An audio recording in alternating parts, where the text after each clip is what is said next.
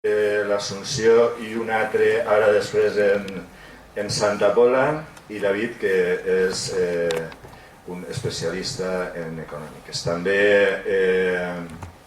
Ignasi, que és el candidat número 2, i Mireia, que fa un poc d'anfitriona aquí en Els, que és el nostre lloc. Així que sense més, un poquet aquesta és la idea. Jo no sé si... jo no sé per on voleu començar, perquè no està previst un inici tal. No sé si David, que crec que ha sigut una de les persones que més ha estat treballant també des del punt de vista tècnic i de confecció del programa, si vols començar tu mateix i a continuació, diguem, anar fent aquestes intervencions. Tenim aquí també a Vicent, a Isaac, candidats, persones, a Bustamante també, jo crec que gent de la candidatura, i que la idea és anar generant aquest espai que ocupa el programa econòmic en la proposta política de la coalició Compromís Podemos. Gràcies. Sí, molt bé, gràcies Pasqual per aquesta presentació. La veritat que el programa al final se mos quedarà curt, perquè és tanta la desfeta que ens han deixat el Partit Popular durant aquests 4 anys i els partits, els vells partits, com deia Pasqual, durant tots aquests últims anys, que necessitem realment revertir tot el model econòmic que s'han deixat en aquest territori i en aquest país, en el qual el seu model econòmic es basa principalment en la precarietat, en la desigualtat social i en un model que ha generat un atur galopant, que a pesar de que ara es venen de que està baixant aquest atur, vegem com està augmentant tot el treball precari, i a dia d'avui tindre un treballar 8 hores, 10, 12, 14, com fan moltes persones, no és garantia de poder tindre una vida digna.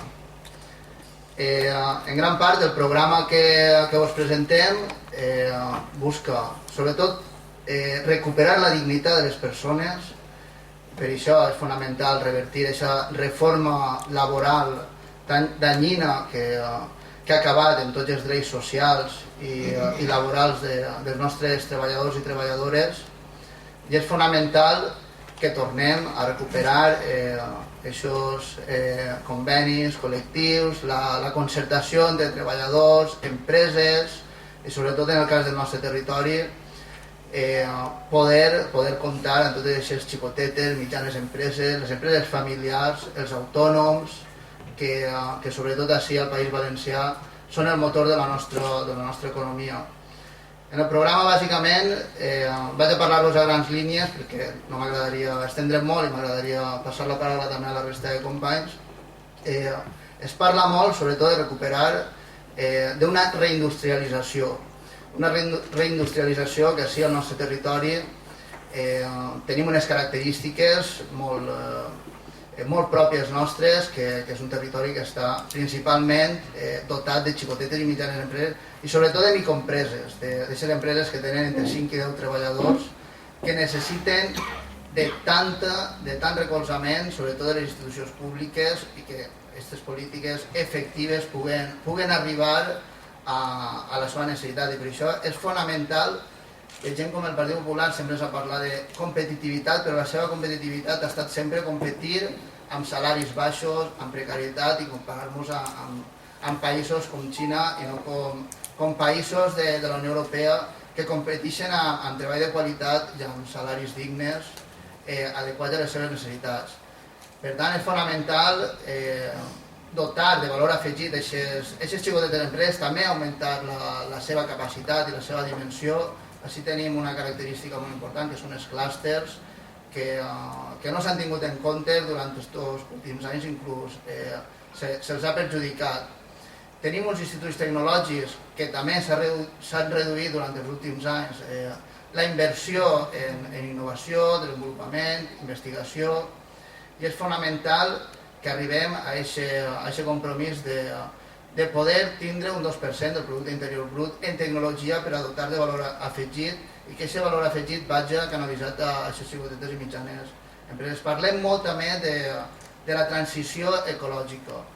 Doneu-se compte que a dia d'avui, i més estos dies que s'ha estat parlant a París del canvi climàtic, serà necessari que ens adequem a aquestes noves propostes i compromisos que s'estan aconseguint a París, però a més per la capacitat de generar valor afegit en les nostres empreses a través, sobretot, de la rehabilitació energètica i també a través dels beneficis que poden treure les nostres empreses siguent eficientment energètiques.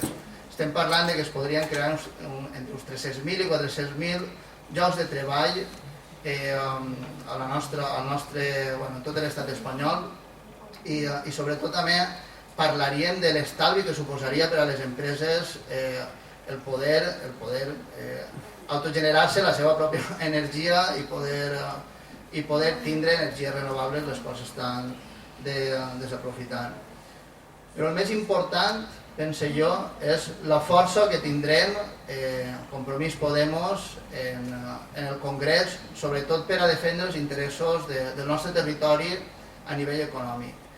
I és inevitable parlar de financiació, que deu ser una de les nostres, i és una de les nostres propostes, de tenir una financiació justa, no solament per a les polítiques socials, educació, sanitat, sinó també una financiació en inversions, que a dia d'avui el País Valencià té una infrafinanciació en estoc d'inversions d'un 19% en referència a la mitjana espanyola.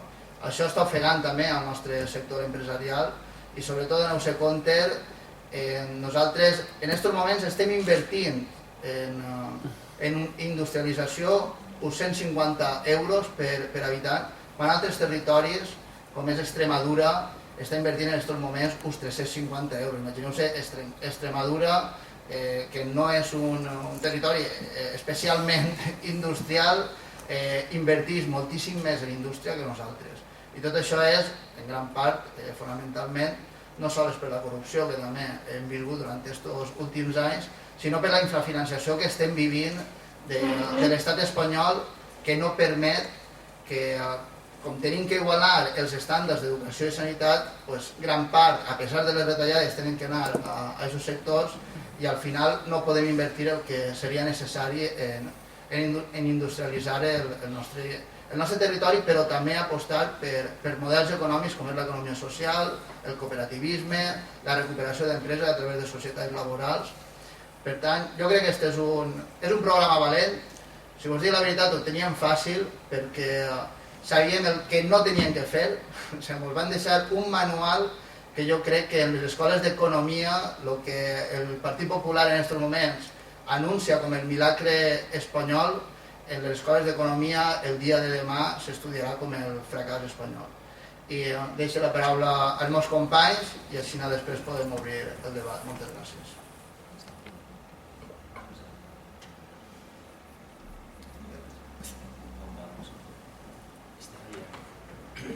Sí?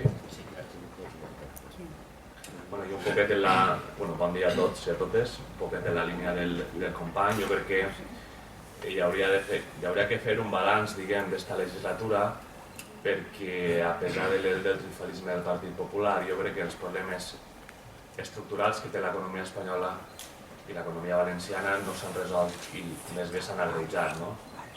Jo he apuntat uns quants punts per després donar algun tipus de solució en línia en el que està escrit al programa i també seria interessant que servirà de debat, no?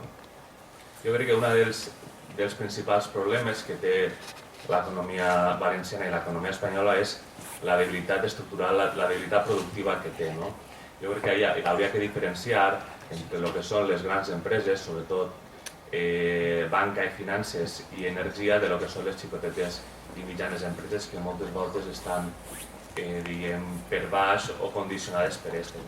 Jo crec que ahí hi ha una qüestió estructural que hauria que abordar, perquè d'altra manera seria molt difícil fer polítiques noves o diferents.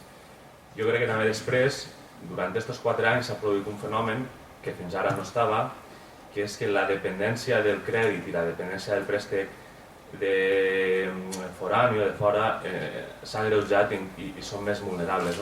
Abans teníem cooperatives de crèdit o caixes de crèdit que sí que servien per a una certa, o haurien d'haver servit per a una certa dinamització, i ara actualment diguem que el sistema bancari o financer s'ha oligopolitzat encara més i això és una ferramenta de política econòmica que ja no disposem, tot i que s'estan fent esforços en creacions de bancs públics, etc., que és una clau fonamental per a donar crèdits o donar préstecs condicionats a llarg termini a baixos tipus d'interès a les pimes, per tal del que parlava el company, de crear un sector productiu encara més fort.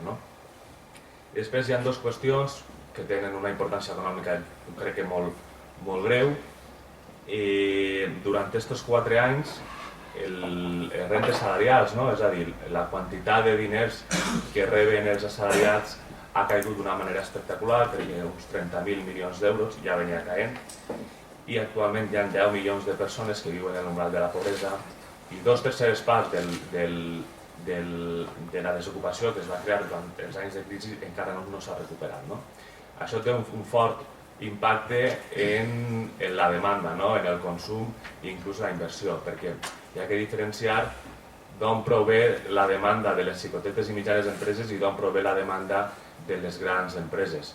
Mentre que les primeres, al final, els seus clients és, diguem, els treballadors i treballadores d'aquest país, perquè estan poc internacionalitzades, la resta realment no li importa massa el tema de salaris.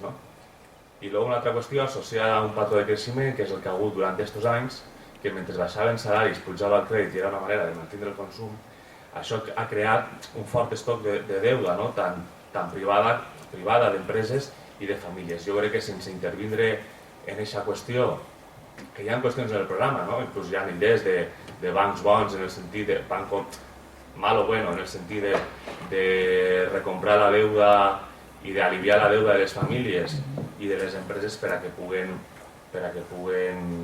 tindre més marge d'actuació.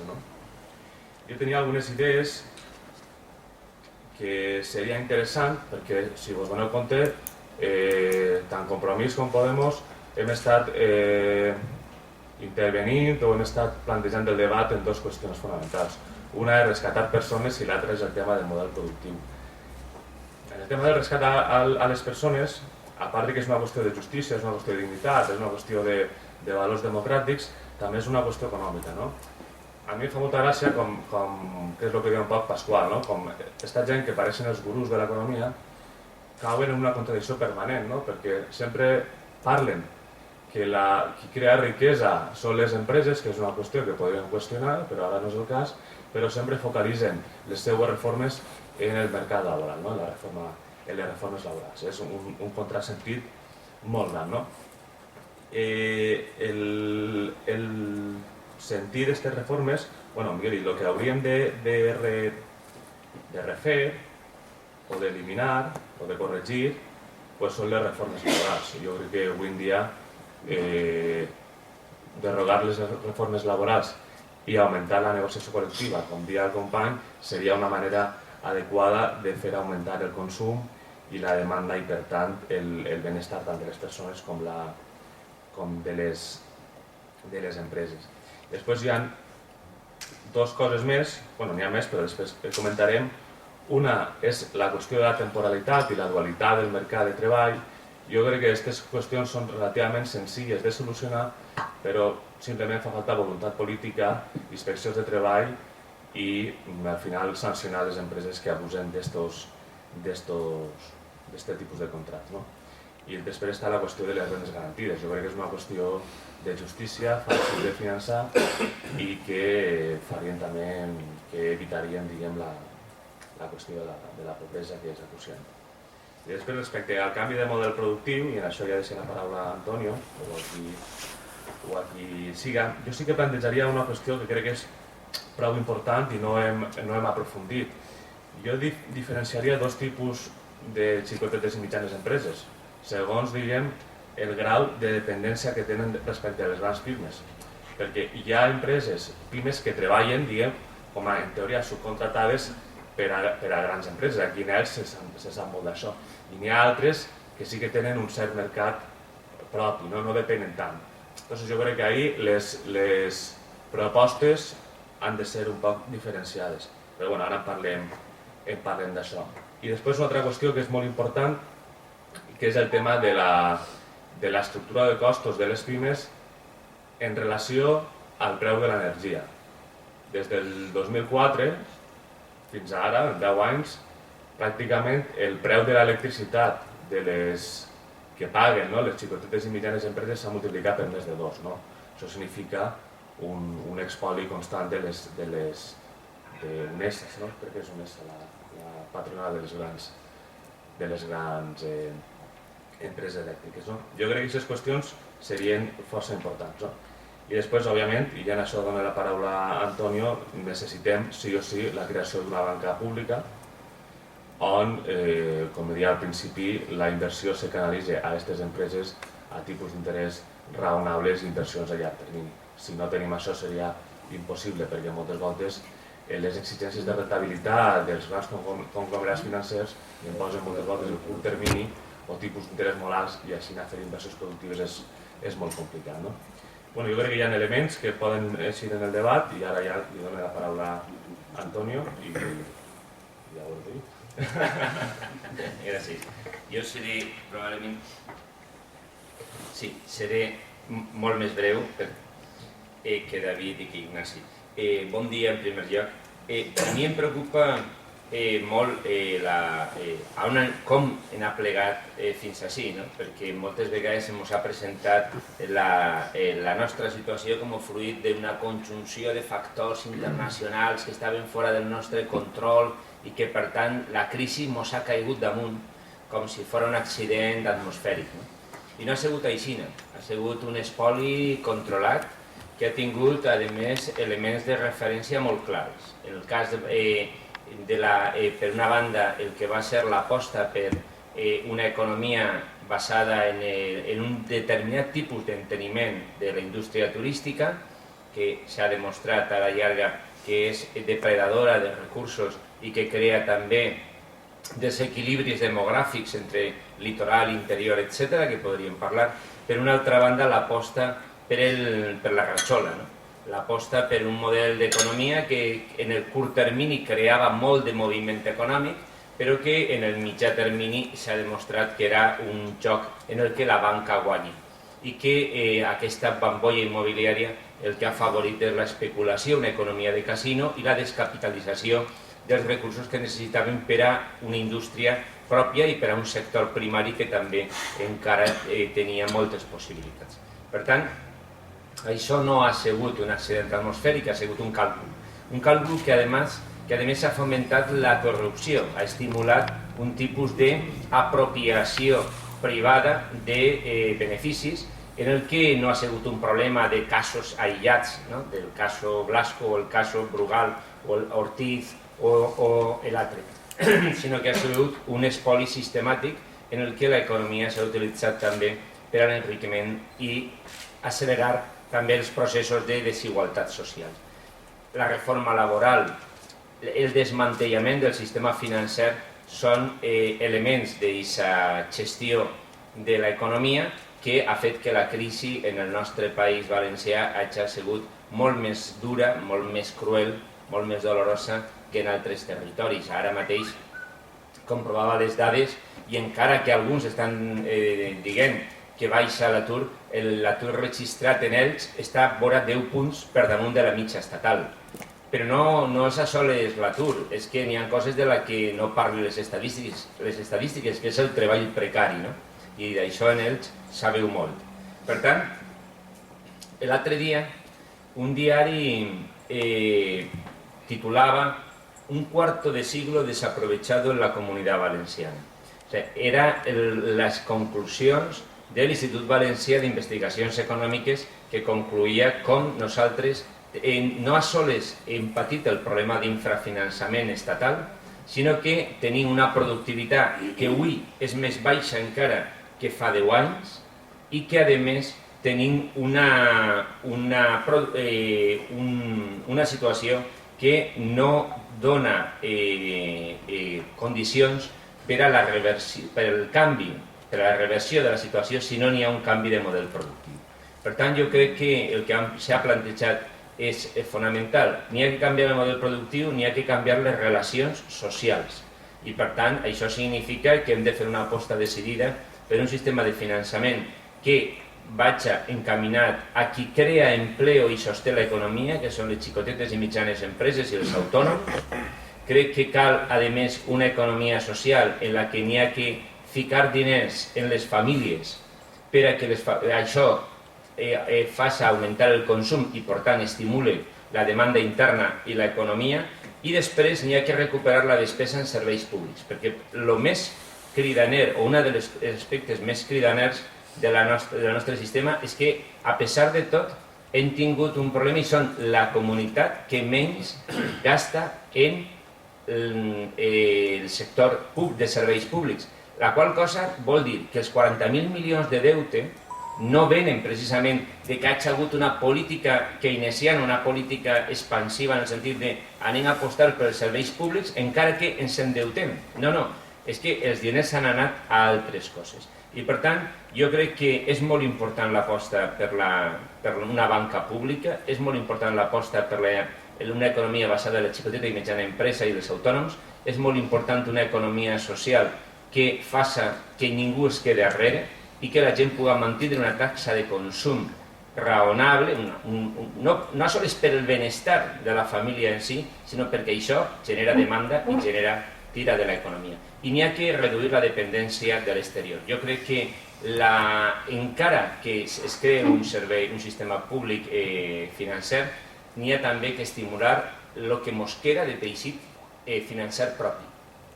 Les 4 caixes d'estalvis o les 3 caixes d'estalvis que encara no van participar de l'aquelarre immobiliari i que d'alguna manera poden ser també un sector en el que es pot aplegar acords per a tirar del cas de les comarques centrals, el paper de caixa on tenien, per exemple, o el paper d'algunes altres caixes xicotetes o de les caixes rurals. Jo crec que continua sent un element de proximitat i d'atenció a les necessitats de les famílies i el xicotet comerç que cal estimular. Se pot aplegar acords, se pot aplegar a un sistema que permetisca la mistura entre una banca pública i una banca de proximitat molt arrelada al país i que ens faci reduir la dependència de les grans corporacions multinacionals que tenen un altre tipus d'aposta econòmica i d'agents polítics per intermediar-la. Moltes gràcies. Bé, jo, abans de començar a moderar el debat, jo simplement, escoltant-los, i per no ser redundant, introduiria també 2 elements. Hem dit que hem perdut moltes oportunitats. Jo crec que una de les més evidents és no haver explorat els nous nichos d'ocupació. Hi ha alguns que estan vinculats a serveis que són bàsics i que de per si haver tingut un govern incompetent i amb molta falta d'impuls per explorar aquests nous nichos d'ocupació ens han situat també en una situació molt complicada, perquè efectivament al final ha generat un caos. Jo posaria l'exemple de la gestió de residus, penso que és un dels elements que és més evident en l'àmbit de la Comunitat Valenciana, les grans oportunitats que se'n deriven d'explorar aquest tipus de serveis que no deixen de ser serveis que no estan vinculats als moviments del mercat o dels sectors productius, etc., que responen a elements bàsics del dia a dia i que no han tingut aquest impuls d'haver aprofundit en ells com a font de creació d'ocupació. Introduiria aquest element i després, clar, estant en ells, hi ha una cosa també que en el discurs i en les mesures a portar a la pràctica, la teoria jo crec que tot el món a més la tenim molt clara, i després materialitzar això en la pràctica, així en ells, jo crec que hauria ser un element d'on pivotara l'experiència o ja conèixer quina és la situació i per tant què és el que està fallant. Ho dic perquè ells és un referent industrial dels més potents que tenim en l'àmbit de la Comunitat Valenciana, jo crec que això no ho discutís ningú. Ells és un referent en empresa i en empresa vinculada també a la innovació, la recerca, la investigació, etc., en el seu propi àmbit industrial. És a dir, a dia d'avui hi ha empreses molt consolidades en ells, en l'àmbit del calcer, que fan, per exemple, aquesta labor i que inverteixen en això, però per contra, el que és la producció, no solament així, en ells també l'economia submergida o la precarietat és evident, sinó que a més hi ha una manca d'aposta perquè la producció se quede en el nostre territori, que siga pròpia, que siga vinculada a la nostra pròpia marca. És a dir, se genera marca, se genera una exposició al mercat fins i tot d'aquest component que diguem de qualitat i no de quantitat, sent un factor diferencial, haver invertit en investigació, en recerca, en crear aquest espai qualificat, però això no se trasllada en l'àmbit laboral en una dimensió molt important i per tant hi ha un trencament d'ahir de lo que és la teoria que a priori o aparentment sí que s'està fent concret en ells, sí que aparentment s'està fent i després no té un reflex en allò que també importa i importa prou, i és els treballadors i la pròpia producció. Per tant, hauria, jo crec que nosaltres explorar que no se mos quede en la teoria o se posa en pràctica la teoria sols en l'apariència, sinó que se consolide en tot, que no deixa de ser també en l'àmbit de la producció com a font primordial de creació d'ocupació i de que els nostres treballadors i treballadores a més puguen gaudir de condicions dignes laborals. Introduiria aquests elements també en el debat i ara ja toca parlar si voleu, clar.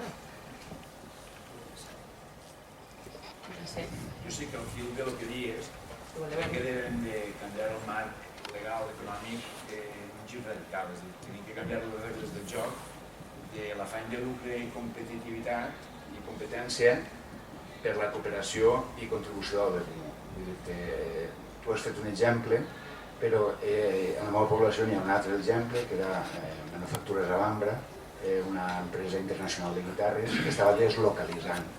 Fa uns quants anys estava deslocalitzant l'empresa i va arribar al punt que pràcticament han fet un ERO de 20-30 treballadors, que podien estar parlant del 10 o el 20%. Vam estar parlant amb els consells d'administració, canviant aquestes pràctiques o intentant veure que altres pràctiques eren possibles i van prendre la decisió de continuar localitzant, és a dir, de fer la inversa. I encara que en el producte més bàsic perdien diners, en el més barat perdien diners, clar, quan vam veure que perillava aquests recursos humans especialitzats, van fer aquesta decisió i avui en dia han ampliat a un 10% més de la plantilla que n'hi ha. És a dir, que hi ha que tindre en compte que el marc de la competitivitat a qualsevol preu no és gens bo, és molt millor no guanyar el millor tant i cooperar més, és a dir, potser en un producte canvis diners o inclús en perds algun cèntim, però resulta que tu tens la mà especialitzada per a que en els productes, evidentment apostant per la qualitat, pugues fer aquesta producció. Per això hem de legislar, jo crec, per un balanç no competitiu, sols en indicadors monetaris, sinó en balanços de bé comú, és a dir, com a inversió social, ecològica, democràtica, solidària. Són paràmetres o baremos que les empreses que s'acollisquen a aquest tipus de producció puguen ser les que al final tinguen uns avantatges, potser de taxes, de crèdits, de microcrèdits, una sèrie de millores que puguen ajudar a que siguem també més productives o més competitives dins d'aquesta cooperació. És a dir, estem farts de sentir l'IBEX 35 de les grans empreses en uns resultats monetaris o de guanys espectaculars, però mai es planteja la qüestió, ni siquiera legislativa, de com s'ha arribat a aquests guanys econòmics. No? Jo crec que el tope, igual que es parla de salaris bàsics, també s'ha de parlar de salaris màxims, també s'ha de parlar de tope de salaris de repartiment de dividendos, perquè parlant de tot això el que farem és que farem dot democràtica, no es perdrà tot el recurs productiu econòmic que es traga en l'exercici en eixa empresa. I en definitiva és un poc són els paràmetres de lo que volia comentar. La utilització de l'excedent del balanç financer hauria de, després d'utilitzar-se en inversions en plusvalia social, ecològica, la devolució de crèdits, en dipòsits en reserves limitades, bonificacions inclús als empleats de forma restringida, així com crèdits sense interessos, és a dir, una sèrie de tasques socials al si de l'empresa que podria inclús contribuir en un bon ambient i en definitiva en una bona producció al si de la mateixa empresa. És a dir, que són, al final, en definitiva, clavar elements humans en el funcionament de les empreses. Després hi ha a potenciar el sector primari, etc. Però ja en parlarem, no? Però per a començar també, o continuar un poc al fil de lo que diem de la competitivitat, jo crec que és important la cooperació vers aquesta competitivitat tan cruel que l'únic que fa és, sí, en un moment donat pot donar molts guanys, però ja se n'han donat, sí, inclús en aquestes inversions immobiliàries s'hagueren practicat aquest tipus de polítiques, avui per avui potser no estaríem parlant d'aixes quebres tan radicals i possiblement els mateixos constructors o promotors hagueren pogut fer front a aquesta crisi perquè hagueren tingut excedents econòmics i evidentment no haurà sigut tan sangrant conforme s'ha fet que al final de la correguda ho han passat a la banca i després la banca evidentment en el perill de que s'enfonsa el sistema financer han tingut que rescatar els mateixos conciutadans i això no es pot consentir en cap sector.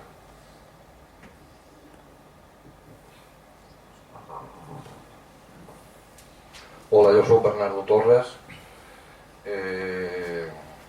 soc el responsable d'Elche Dinàmico, que és una associació europea de ciutats dinàmiques i ecològiques, i nosaltres, referint-me a el que estaves comentant, crec que hi ha algo que devem saber que és molt important i que no té res que veure moltes voltes en la política. Quan el dòlar està a 1,1 o 1,05 per dalt o per baix de l'euro, nosaltres a treballar com a locos, perquè la mà d'obra especialitzada de sempre ha estat aquí. Per això que últimament s'hagin fet més de 5.000 i pico llocs de treball. Això el que hay que fer és tratar de controlar-lo d'alguna manera, perquè els especialistes tenen que estar el millor pagats possibles. Això, per exemple, des d'Abecal i des de FICE és algo que s'està fent. És a dir, s'està tratant de dir-li a la punta de la piràmide al jefe que si no està comptant en ells, poca cosa va passar. També és cert una cosa, fa 8 anys, i jo vos ho dic per experiència, perquè jo soc dissenyador de sabates i ha passat per moltes fàbriques, algunes molt importants, inclús de l'estranger, i vos dic que en un moment determinat, quan els bancs donen diners agrapats i la mà d'obra en un altre país és molt barata, és molt fàcil tindre la tentació de voler guanyar-li a un producte més del 20%.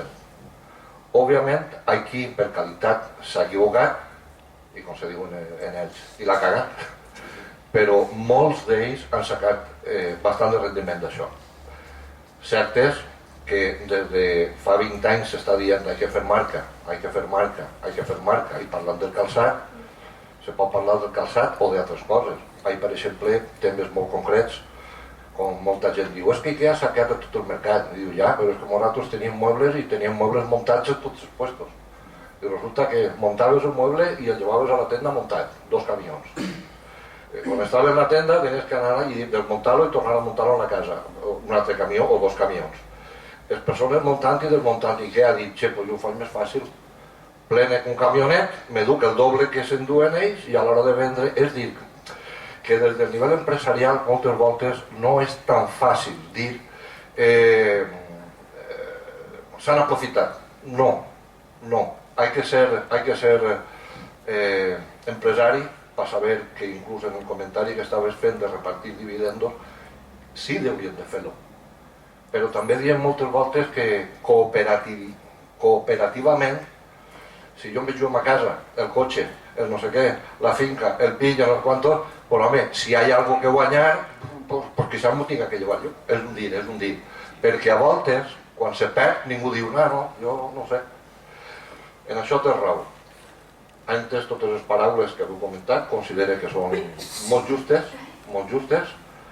Sincerament no hi ha molta diferència a lo que d'alguna forma diuen altres partits. Però sí que estic amb vosaltres en una idea molt concreta. I és en la que, quan se parla de P, jo dic que P no pot ser política, P té que ser persones. Quan se parla de persones, hay que mirar-lo a la cara i dir-li a la gent el que se pot fer i el que no se pot fer. Nosaltres, per exemple, des de la plataforma de nosaltres, hi ha diverses coses que volem fer particularment en ells, però hi ha una concreta que és la que volem. Esta pròxima setmana és en change.org i és que nosaltres no volem dos requadros que posa ONG i la Iglesia. Nosaltres volem que posen Iglesia, ONG e investigació. I per què? Perquè sabem que la investigació, des de la part més pròxima a nosaltres, és el que va damunt la riquesa. El valor añadit que s'està buscant, l'únic que ho dona és tindre la idea que va tindre en el seu moment IKEA. Perquè vaig a manejar 4 tractors, maneja uno, lleva la meitat i cau que se'l munten a casa, si volen poden forrar-se un muntó de diners. Entonces, això forma part de la investigació, en aquest cas de màrqueting. Però que és molt important que existisca una fórmula perquè el govern, siga qui siga, sàpiga que nosaltres volem que hi hagi una part de diners posats a la investigació. A mi que no me facin pressupostos. Els diners que jo he donat és que jo no he tatxat ningú, doncs li donem un tercio a uno, un tercio a l'altre i un tercio a l'altre. Però la investigació en Espanya té que ser inviolable. Sense això sabem que no hi ha futur. Tinc que dir-vos que els estudis en Estats Units i Canadà particularment, perquè són els últims que he llegit, el que s'està facturant els últims 10 anys, el que s'està facturant en els 2 últims anys forma part de patents construïdes en els 10 últims anys. Això significa que si els patents són originals, que has de ser de l'empresa que siga, hi de tot. En 2 anys, està suposat el 54% dels patents. Això són tots els diners del món, i més per països com Canadà i Estats Units. I luego jo volia fer un apèndice, no sé si me dona temps, no? Volia fer un apèndice pel tema d'Elx, i és concretament que vull que ara parlar a partir, és dir-li que nosaltres fa 5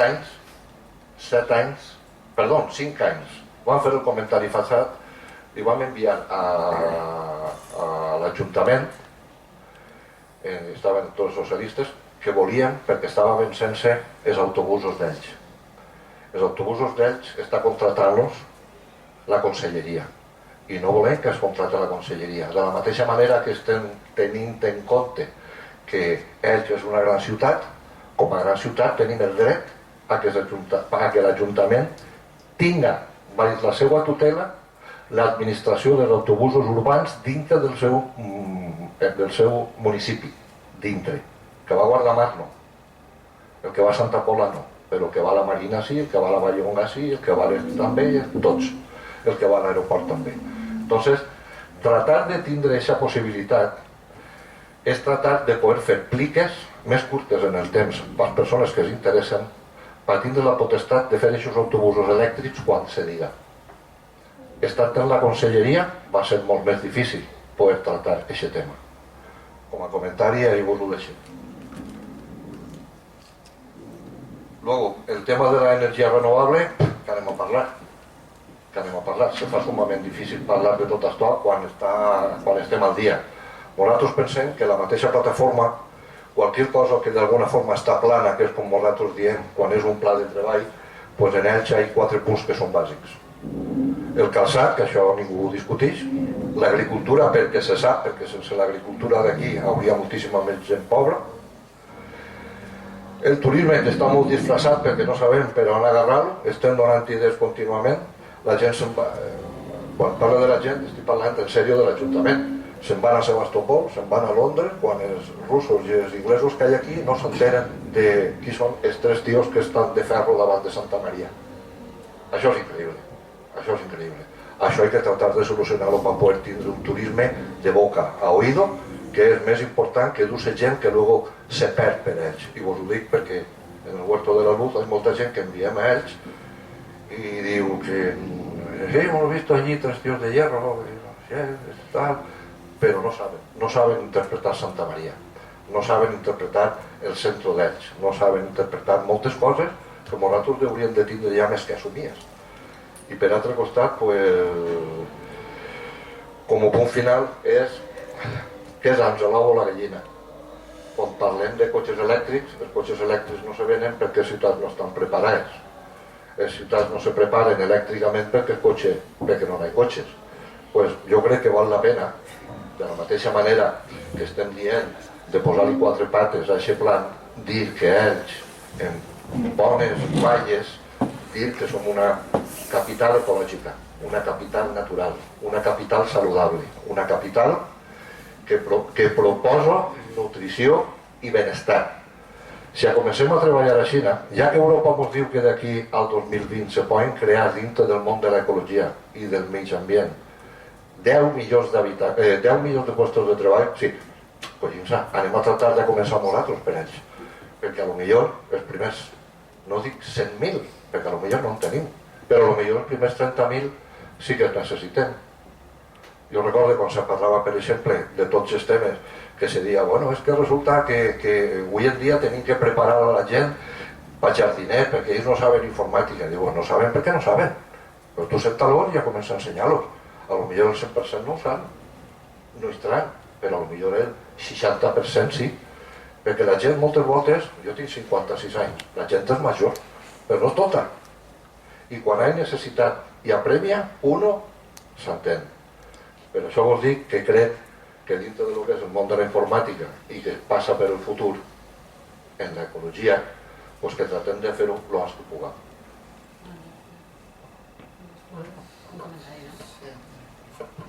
Sí, volia donar-li la raó en algú. I és que és de veres. Els nostres programes no es diferencien tant dels programes d'altres partits, però el problema és que quan estem en campanya els seus discursos s'assemblen molt als nostres, però quan estan governant fan tot el contrari. Aquesta és la diferència. Però sí que tenim diferències, hi ha diferències molt importants. Jo crec que aquest és un programa molt valent, per ficar alguns exemples. Nosaltres no ens fa por parlar del sector públic. Altres partits parlen de desenvolupar el sector públic. Nosaltres pensem que el sector públic té que estar al servei de les persones, de saber que tenen que ser, evidentment, les persones. Però és que, a més, si es comparem amb la mitjana europea, on la inversió del sector públic està al voltant del 70%, sobretot en educació, en sanitat, en polítiques socials, en Espanya estem en el 55%, o sigui, que no és tant tampoc. O sigui, és que quan parlem de privatitzar, de desenvolupar el sector públic, hem de parlar en propietat, hi ha que donar les dades i dir la veritat. És que a més el sector públic, en contratació pública, estem parlant que suposa el 14% del producte interior brut. És la major empresa que n'hi ha. I el treballar d'una manera o d'una altra hi ha moltes diferències. Incluir clàusules socials, balanços socials, o sigui, dirigir aquests diners, que són els diners de la gent, per a les persones, és molt diferent que canalitzar-los als bancs, a les grans empreses o aquestes xarxes clientelars que també parlem de banca pública i no tenim por de parlar de banca pública. Deia Ignasi, és necessari que facilite el crèdit, ja no sols per tindre uns interessos favorables o millors o adaptats a les necessitats, que també, però per canalitzar-lo a aquells sectors que són estratègics, no a sectors que convenen al polític que estiga en aquests moments en el govern. Però a més és que tenim bancs nacionalitzats, és que Bankia és 67% de nostre. Utilitzem-la, és que no l'estem utilitzant, és que ens han costat 24 milions d'euros. És que la Sareb ens ha costat 120.000 milions d'euros. O sigui, recuperem aquestes vivendes, donem-les a la gent. I per últim, hi ha molts exemples, però parlem també sense por de fiscalitat progressiva. Que si les grans empreses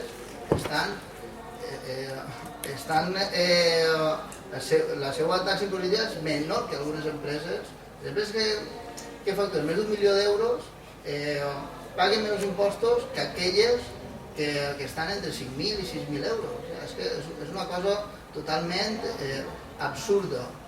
I a més, quan parlem d'una fiscalitat progressiva, nosaltres parlem de baixar-la per a les rentes de més de 25.000 euros i moderar-la per a aquelles de 50.000 a 25.000 i augmentar-la per a aquelles que més tenen, no és un despropòsit.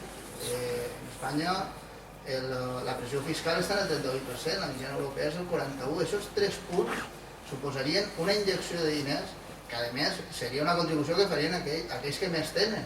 És que de vez en quan també està bé que siguin un poc solidaris que estan dalt, no sols els que estan baix, que ja no ens queda un forall en el sector per apretar-nos. Jo crec que això sí que són grans diferències. Nosaltres parlem d'aquestes coses amb total tranquil·litat, sense cap problema. I aquests discursos ells els amaguen. Ara, parlar pimes, autònoms, xicotetes, industrialitzar, tots aquests conceptes coincidim. Però el problema és el fons, el com arribar. Hasta ara haya guanyat qui haya guanyat pues, vosaltres com a empresa no s'ha notat i com a empleats lamentablement tampoc. Ojalà que tinguem la possibilitat d'arribar a tot això perquè l'empleat no és molt estat. Hola, bueno, una de las partes importantes del programa, bueno, soy Isaac Tarragasa, para que no me conozcáis, soy candidato también al Senado de ese momento. Una de las partes más fundamentales es la eficiencia energética, el mercado energético, la economía verde y sostenible. Aquí se ha planteado en todo el Estado español 1 millón de puestos de trabajo durante la legislatura. El problema es un poco de dónde venimos. Estas necesidades, estos compromisos, estas posibilidades ya existían hace 4 años. Y en cambio con este gobierno lo que se ha conseguido es no solo no conseguir este millón de puestos de trabajo, sino que los puestos de trabajo en el sector energético se hayan reducido a 1/3 de lo que había en las pequeñas y medianas empresas, porque parece que solo lo que les importa es mantener el status quo de las grandes empresas energéticas, principalmente las eléctricas. En el campo energético, una de las grandes ineptitudes de este gobierno es que no es capaz de cumplir ni sus compromisos. Está, como pone en el programa, la Directiva Europea de Eficiencia Energética, que no está transpuesta y nos van a multar por ello, y el 20% en 2020 de consumo con energías renovables. Esos son 2 compromisos que con la política energética que ha seguido este gobierno no se puede conseguir. Pero es que no solo de empleo es importante la eficiencia energética y conseguir una política de eficiencia energética, es importante también en la calidad para las empresas. Evita costes a las empresas, hace que las empresas también sean más competitivas económicamente. Se pueda pagar más a los trabajadores, porque si reduces costes con la eficiencia energética, reduces tu factura de la luz. Además, la factura de la luz te penaliza que no hayas reducido costes porque no tenemos pasada esa directiva europea, o sea que es una pescadilla que se muerde la cola. Se mejoran los consumos de las familias, porque si que el plan de rehabilitación, que es algo fundamental de viviendas, estamos en una zona donde las viviendas están muy mal construidas, sobre todo en los años 60, o hace mucho frío o mucho calor.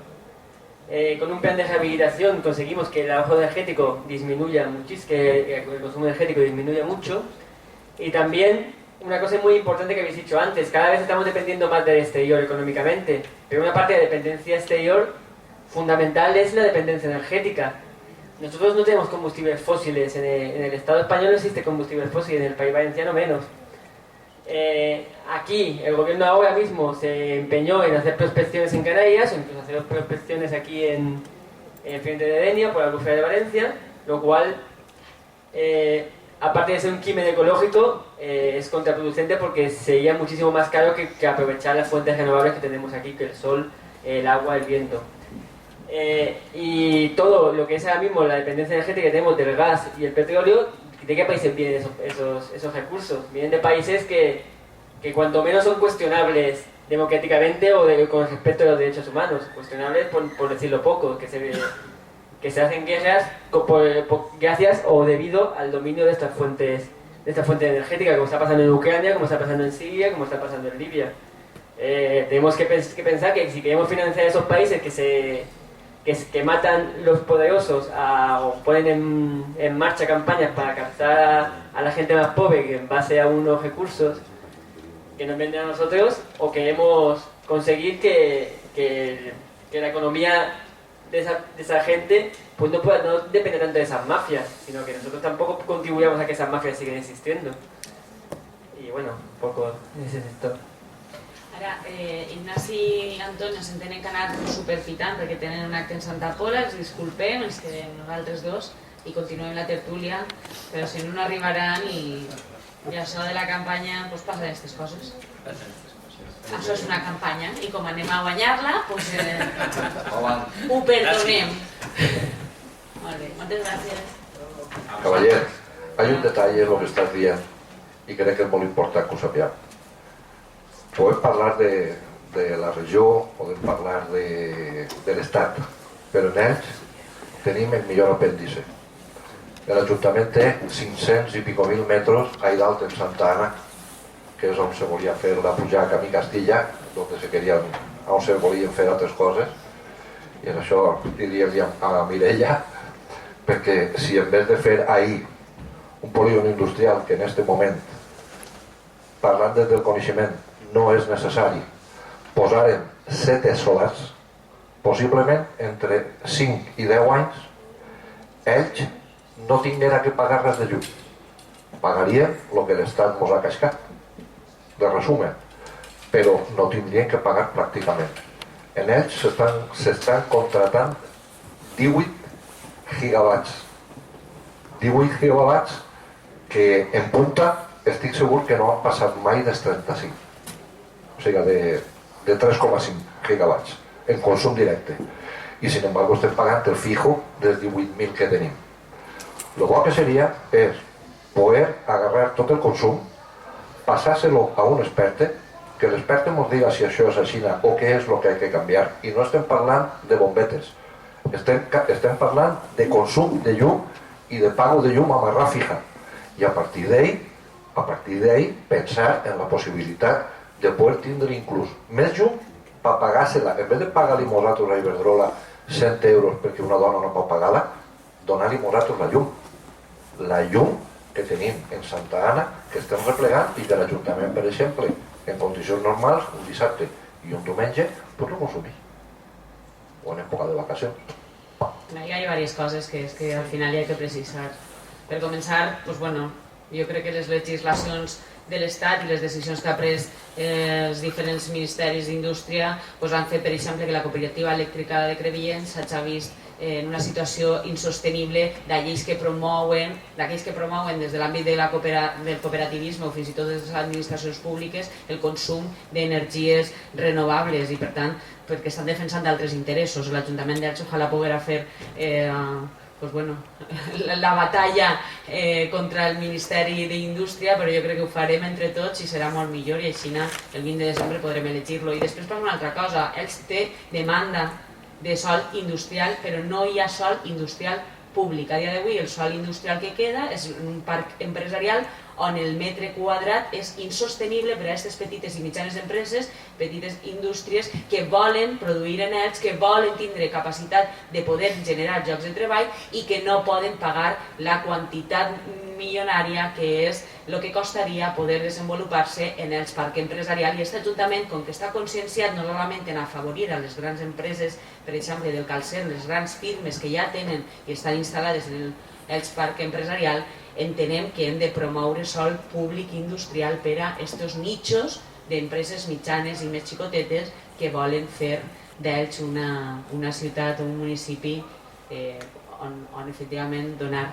més capacitat i diversificar i no concentrar-lo en les grans empreses i necessiten el nostre suport. Això és per lo que passa i entonces, pues, bueno, eixe sol estarà dedicat a lo que és important també, i és este tipus de mercat de petita i mitjana empresa que ens demanda aquest tipus de sòl públic i que a més també generarà uns ingressos públics per atendre altres tipus de necessitats. Teniu... Jo simplement volia dues anotacions. Evidentment, l'empresariat i el que arrisca té que guanyar més. Nosaltres quan posàvem topes no estem dient de parlar de 3 sous mínims, estem parlant d'un tope 10 per la iniciativa privada. És a dir, 10 salaris mínims i tot l'excedent. Per exemple, en una propietat privada de 10 milions, el dret de cessió o herència que fora de 500.000 euros per fill, per exemple, o un màxim de 10 milions per fill en empreses familiars. És a dir, que evidentment tenim constància i té que ser així, no pot ser d'altra manera, perquè és el que més arrisca. El que passa que sí que és de veres que certes empreses, ja no estem parlant de les més menudes, però sí que les més grans, sí que tot l'excedent econòmic o el repartix o el... no sé,